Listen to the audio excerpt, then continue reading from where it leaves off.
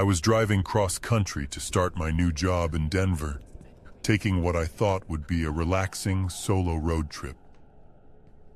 After 12 hours on the interstate, I was exhausted and running behind schedule. When I saw the GPS showing a shortcut that would save me 2 hours, I didn't hesitate to take the exit onto what looked like a smaller highway.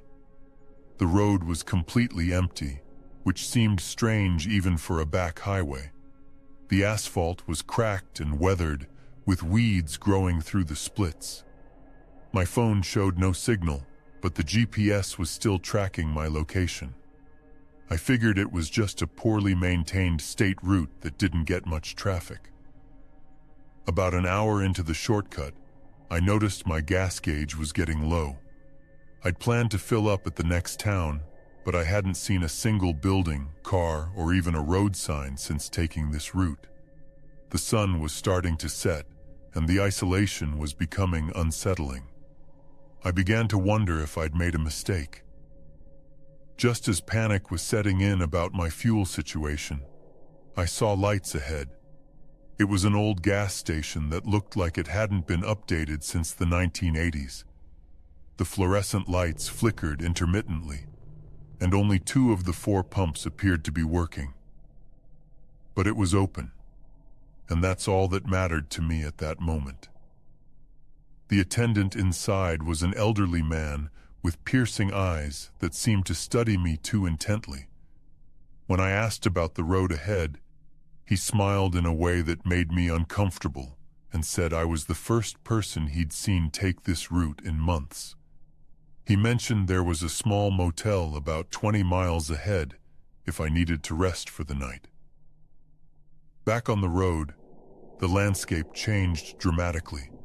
Dense forest pressed in on both sides, creating a tunnel effect that my headlights barely penetrated. The road became more winding, and I found myself gripping the steering wheel tighter. Something felt wrong about this place, but I was committed now, with nowhere to turn around safely. The motel appeared exactly where the gas station attendant said it would be, but it looked abandoned. Half the neon sign was burned out, and most of the room windows were dark. I almost drove past, but exhaustion was taking over, and I could barely keep my eyes open. Against my better judgment, I pulled into the gravel parking lot. The office was dimly lit and smelled of cigarettes and decay. The clerk, a thin woman with nervous eyes, seemed surprised to see me. She kept glancing toward the back room while processing my payment, as if expecting someone to appear. When I asked if they had many guests, she just shook her head and handed me a key to room 12. Room 12 was basic but clean enough. I was so tired that I didn't care about the peeling wallpaper or the musty smell. I just wanted to sleep for a few hours and get back on the road at sunrise. I locked the door, wedged a chair under the handle as an extra precaution, and collapsed onto the bed without even changing clothes. I woke up around 3 a.m. to complete silence.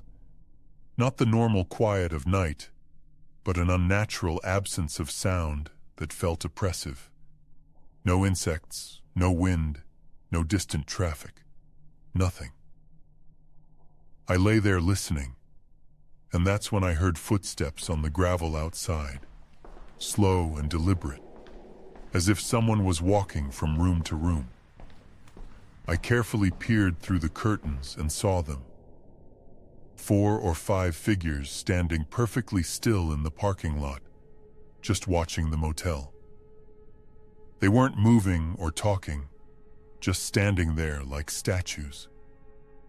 I couldn't make out their faces in the darkness, but something about their posture suggested they were waiting for something or someone.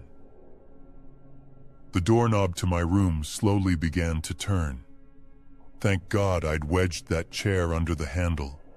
Someone was trying to get in, testing the lock quietly and methodically.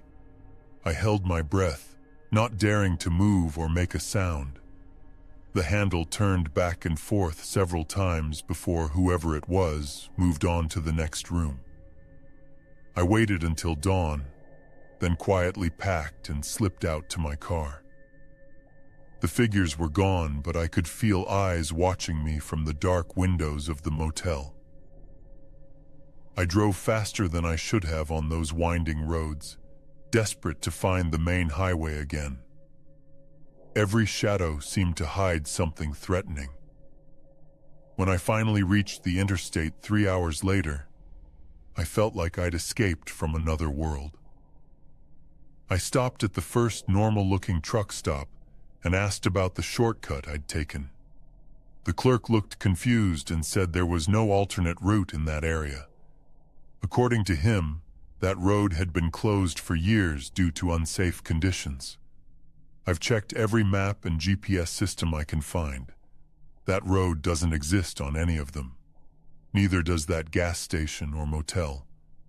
But I have the receipt from the room, and my car still smells faintly of that musty odor from room 12. Sometimes I wonder if I'm still there, and everything since has just been a dream of escape.